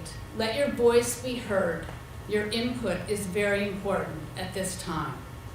It is in the best interest of our students that we all be well-informed and unified in our desires for the direction and education of our children, so they can become all they were born and destined to be. Thank you. I'm going to miss everybody. Thank you, Amy. Board chairperson report. Briefly, our next meeting is November the 23rd. It will be our last meeting here at the Black Box Theater. If it's not gonna, I hope they have the heat on the next time, because it's cold in here, okay? We'll be here on November the 23rd, okay?